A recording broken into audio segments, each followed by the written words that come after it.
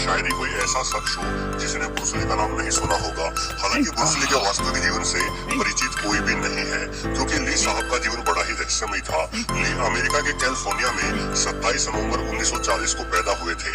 उनके माता और पिता दोनों ही चीनी मूल के थे, जो कैलिफोर्निया में ही रहा करते थे। परंतु जब ब्रूस ली करीब 3 महीनों के थे तो उनके माता पिता वापस चीन लौट आए। इस तरह से देखा जाए तो ली अमेरिका और चीन दोनों के देशों के निवासी थे। आमतौर पर यह माना जाता है कि एक्सरसाइज करना स्वास्थ्य के लिए बड़ा ही लाभदायक होता है, परंतु ली की मौत का कारण एक्सरसाइज ही मानी जाती है।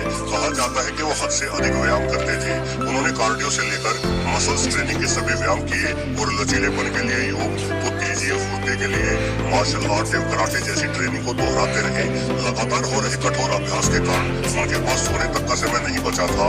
कहा जाता है कि इस कठोर अभ्यास करने की वजह से उन्हें लगातार पसीना आता था, जिससे तंग आकर उन्होंने अपने शरीर से पसीने की ग्रंथियों को ही निकलवा दिया, जिस वजह से हीट स्ट्रोक के कारण एक रोज उनकी मृत्यु हो गई। हालांकि ब्रूस ली की मौत को लेकर कई सारी थ्योरीज हैं, परंतु एक बात तो है कि उनके द्वारा लगातार किए जा रहे परिश्रम ने उनकी मौत में महत्वपूर्ण भूमिका निभाई। लेकिन इस परिश्रम ने उन्हें दिया क्या? वस्तुतः ब्रूस ली द्वारा किए गए इस कठोर अभ्यास के कारण उनमें ऐसी क्षमताएं विकसित हो गई थी जो क्षमताएं किसी इंसान के लिए नामुमकिन ही समझी जाती है। जरा इस वीडियो को देखिए। यहाँ ली साहब पुशअप लगा रहे हैं। यदि आपने अपने जीवन में कभी पुशअप लगाए हैं, जिन्हें हिंदी में दंड पेलना भी कह देते हैं, तो आप जानते ही होंगे कि यह काम काफी मुश्किल है। लेकिन आप लगातार अभ्यास करें तो ये कार्य कुछ दिनों या महीनों बाद आसान हो जाता है। कुछ लोग जो लगातार अभ्यास करते हैं अपने दोनों हाथों की सिर्फ एक उंगली और अंगूठे पर अपना सारा भार डालकर भी पुशअप लगा देते हैं, परंतु ब्रूस ली ये कारनामा सिर्फ एक हाथ से ही कर लेते थे। इस दौरान उनका शरीर पूर्णतः संतुलित और सीधा रहता था। हालांकि एक हाथ की उंगलियों पर भार डालकर पुशअप लगाने का यह कारनामा करने वाले कई अन्य वीडियो भी आपको यूट्यूब पर मिल जाएगी, परंतु जिस सफाई और संतुलन से ली साहब ये कारनामा करते थे वैसा कोई आज तक नहीं कर पाया। एक्सरसाइज और मार्शल आर्ट के जानकारों का मानना है कि ब्रूस ली की तरह पुशअप लगाते उन्होंने कभी किसी को नहीं देखा। वो बड़े ही आराम एवं सहजता से ये कार्य कर लेते थे। ऐसा लगता है कि मानो उनकी उंगलियां लोहे की बनी थी और शरीर कागज के समान ही हल्का था। अब एक अन्य वीडियो पर नजर डालें। ये एक शस्त्र है जिसे नंचक्स कहा जाता है। आमतौर पर इसका इस्तेमाल अपनी रक्षा हेतु किया जाता है, परंतु ब्रूस ली नंचक्स को चलाने में इतने निपुण थे कि वो इसे टेबल टेनिस तक खेल सकते थे। इसलिए वीडियो आपको हैरानी में डाल देगा। एक तरफ से एक professional table tennis player ball को हिट कर रहा है और दूसरी तरफ से ब्रूस ली अपनी उंगलियों में नंचक्स को घुमाते हुए बड़ी ही सफाई से बॉल को हिट करके वापस दूसरे खेमे में भेज देते हैं। ब्रूस ली एक ही साथ 2 विरोधी टेबल टेनिस के खिलाड़ियों का सामना भी अपने नंचक्स से कर लेते थे। आप कल्पना कर सकते हैं कि इस इंसान ने कितनी मेहनत, कितना अभ्यास किया होगा इस हुनर को जगाने के लिए। ऐसे प्रदर्शन को देखते हुए यदि ली साहब को मार्शल आर्ट का भगवान भी कहा जाए तो कोई अतिशयोक्ति नहीं होनी चाहिए। उनकी उंगलियों में नंचक्स ऐसे घूमता था जैसे किसी सितार वादक के हाथ सितार के तारों पर घूमते हैं।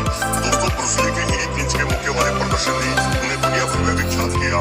ये प्रदर्शन न सिर्फ ये दर्शाता है कि ली के हाथों की गति कितनी तेज थी, बल्कि ये प्रदर्शन भौतिकी के नियमों को भी तोड़ देता है। दरअसल भौतिकी के नियमों के अनुसार हर क्रिया की एक प्रतिक्रिया होती है। यदि आप किसी को धक्का दोगे तो एक विपरीत बल आपके शरीर को भी पीछे की ओर धकेलेगा। लेकिन जब हम ब्रूस ली के 1 इंच के मुक्के वाले प्रदर्शन को देखते हैं तो पाते हैं कि उनका प्रहार इतना तेज होता है कि मुक्का खाने वाला तेजी से पीछे गिर सकता है, परंतु ब्रूस ली अपने स्थान से जरा से भी नहीं हिलते। इस वीडियो में ली ने एक व्यक्ति पर 6 इंचों की दूरी से प्रहार किया और ये व्यक्ति कुर्सी समेत कई फीट पीछे सरक गया। सिर्फ कुछ इंच की दूरी से किए गए प्रहार से एक भरे पूरे इंसान को कुर्सी समेत करीब 10 फीट पीछे सरकाने के लिए बड़े ही जोरदार वार की आवश्यकता होगी। इतना जोरदार वार 6 इंच की दूरी से किया जाना संभव नहीं लगता। और दूसरी बात, ब्रूस ली का अपना शरीर इस वार से उठे विपरीत बल को बड़ी ही आसानी से सूख जाता है। वो अपनी जगह से जरा से भी नहीं हिलते। वास्तव में ब्रूस ली का जीवन सिर्फ 32 वर्षों का ही था और अपने इस छोटे से जीवन में उन्होंने इतने अनोखे कारनामे कर डाले थे जिन पर यकीन ही नहीं होता। ऐसा ही एक और कारनामा आप यहाँ देख रहे हैं जिसमें उन्होंने फिर से नंचक्स का ही इस्तेमाल किया है। इस कारनामे में ली तेजी से नंचक्स घुमाते हैं और एक व्यक्ति के मुंह में फंसी हुई बिल्ली को जला देते हैं। दरअसल इस वीडियो शूट से पहले ली ने अपने नंचक्स के एक सिरे पर सैंड पेपर यानी रेगमाल लगाया हुआ था ताकि सैंड पेपर के तेज घर्षण के कारण बिल्ली जल उठे और उसके बाद एक व्यक्ति अपने दांतों में तिल्ली दबाकर खड़ा हो जाता है। ली बिजली सी तेजी से नंचक्स को घुमाते हैं और बिना व्यक्ति के चेहरे को छुए नंचक्स में लगा सैंड पेपर बिल्ली प्रदर्शन करता है और दिल्ली जल उठती है। ये प्रदर्शन दोहराने में बेहद ही अधिक सफाई की आवश्यकता है, क्योंकि दिल्ली बड़ी ही कमजोर होती है। यदि नंचक्स का घर्षण तेज हो तो दिल्ली टूट सकती है, और यदि निशाना चूक जाए तो दिल्ली अपने दांतों में दबाए व्यक्ति का चेहरा ही टूट जाएगा। परंतु ब्रूस ली ने इस सफाई से इस कारनामे को अंजाम दिया कि देखने वालों को अपनी आंखों पर यकीन नहीं होता। लेकिन ली साहब की काबिलियत का दायरा यहीं तक सीमित नहीं है। एक अन्य प्रदर्शन में उनकी ओर लगातार तिल्लियां फेंकी गई और ब्रूस ली ने अपने नंचक्स को घुमाते हुए हवा में इन तिल्लियों को बिना तोड़े एक के बाद एक जला दिया। इस तरह के प्रदर्शन सिर्फ मेहनत से ही नहीं सीखे जा सकते, बल्कि इस तरह के प्रदर्शन को सीखने के लिए आपको अपने मन को भी जीतना पड़ता है। आपका मन इतना केंद्रित होना चाहिए कि आपको सिवाय तिल्लियों की नोक के कुछ दिखाई ही ना दे। जैसे धनुर्धारी अर्जुन को निशाना साधते हुए केवल पक्षी की आंख ही दिखाई दी थी, उन्हें न पक्षी दिखाई दिया न पेड़ दिखाई दिया। कुछ वैसे ही काबिलियत ब्रूस ली में थी। सिर्फ 32 वर्ष जीने वाले इस नौजवान ने कठोर तपस्या और साधना से ही इस तरह की काबिलियत हासिल की होगी। दोस्तों, ब्रूस ली अपने साथियों से कहते थे कि कभी भी ईश्वर से आसान जीवन मिलने की प्रार्थना मत करो, बल्कि ईश्वर से कुछ मांगना है तो ये मांगो कि आपके भीतर वो मेहनत करने का जज्बा और साहस आ जाए, जिससे आप बड़ी से बड़ी मुसीबत का भी सामना कर सके। कहा जाता है कि ब्रूस ली को लड़ने की 30 से अधिक कलाएं आती थी। इसके बावजूद भी वो बड़े ही शांत स्वभाव के थे। उनमें गुस्सा नहीं था, बल्कि उनका मानना था कि यदि कभी किसी से लड़ाई हो जाए तो हाथ जोड़कर माफी मांग लो और आगे बढ़ो। जब तक लड़ाई की आवश्यकता ना हो तब तक किसी भी सूरत में अपनी ओर से लड़ाई शुरू मत करो। बस लड़ने की काबिलियत को अपने भीतर संजोए रखना है। ली के लड़ने की काबिलियत की एक अन्य वीडियो फुटेज है। इसमें ली आंखों पर पट्टी बांधकर एक प्रतियोगी से मुकाबला कर रहे हैं। यानी बिना देखे ही ली न सिर्फ प्रतियोगी का सामना कर रहे हैं, बल्कि जल्दी ही वो प्रतियोगी को नीचे पटककर ये प्रतियोगिता भी जीत लेते हैं। ली इस तरह से आंखों पर पट्टी बांधकर काफी अभ्यास करते रहते थे। माना जाता है कि इस तरह की प्रैक्टिस करने से उनके सुनने की क्षमता बेहद तेज हो गई थी, और वो सिर्फ हवा के बहाव से ही बता देते थे कि उन पर हमला किस ओर से होने वाला है। इस तरह की कला कठोर अभ्यास का ही तो कमाल है। ब्रूस ली के साथ काम करने वाले इंसानों का कहना था कि अपने आखिरी दिनों में वो लगभग 24 घंटे मार्शल आर्ट का अभ्यास किया करते थे।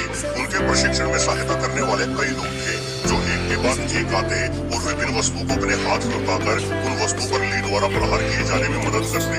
जब एक सहायक थक जाता तो ली दूसरे को बुला लेते और लगातार प्रैक्टिस करते रहते। वो एक सफल फिल्मी कलाकार भी थे। चाइनीज फिल्म इंडस्ट्री को ली ने ही पूरी दुनिया में फैलाया। फिल्मी शूटिंग के दौरान भी बीच बीच में उनकी प्रैक्टिस चलती ही रहती थी। ली की पत्नी का कहना था कि वो सोते बेहद कम थे। वो कभी कभार 1 या 2 घंटे तक ही सो पाते थे, और इस दौरान भी बीच में अपने बिस्तर से उठकर लात मुंह से चलाने की प्रैक्टिस शुरू कर देते थे। जब ली की मौत हुई तो पोस्टमार्टम के दौरान उनके शरीर में एक दर्द निवारक गोली के अलावा कुछ भी नहीं मिला। ऐसा लगता था मानो उन्हें भोजन करे हुए भी लंबा समय बीत चुका था। कहा जाता है कि ब्रूस ली को सर दर्द हुआ था और इसी के लिए उन्होंने दर्द निवारक गोली खाई और कुछ समय के लिए वो सोने चले गए। जब कई घंटों बाद भी ली नहीं उठे तो उनके साथियों को चिंता हुई, क्योंकि ली कभी भी इतनी देर तक नहीं सोते थे। उनके साथियों ने ली को नींद से जगाने की कोशिश की, परंतु ली फिर कभी नहीं उठे। वो ईश्वर के चरणों में समर्पित हो चुके थे। जिस व्यक्ति ने सारा उम्र लगातार बिना रुके अभ्यास किया, अब वो व्यक्ति सदा के लिए आराम की स्थिति में चला गया। अपनी मौत के समय ली के दिमाग का वजन सामान्य से 20% अधिक बड़ा हो चुका था, क्योंकि उनके दिमाग में काफी अधिक सूजन थी। डॉक्टरों का कहना था कि लगातार अभ्यास के चलते ली का शरीर भले ही पत्थर का हो गया हो, परंतु उनका दिमाग इस दबाव को नहीं सह पाया। ब्रूस ली का निधन 20 जुलाई वर्ष 1973 को हुआ था। यानी उन्हें दुनिया छोड़े 50 वर्षों से भी अधिक का समय हो गया है, परंतु उनकी अद्भुत कला आज भी शीर्ष पर है। न उनके जैसा कोई दोबारा आया और न ही शायद आ सकेगा। इस वीडियो के माध्यम से मैं ब्रूस ली की कला को प्रणाम करता हूँ। वैसे आपको इस वीडियो में दी गई जानकारी अच्छी लगी हो तो वीडियो को लाइक जरूर कर देना। ब्रूस ली के बारे में अपने विचार कमेंट बॉक्स में अवश्य लिखिए। साथ ही सब्सक्राइब बटन दबाकर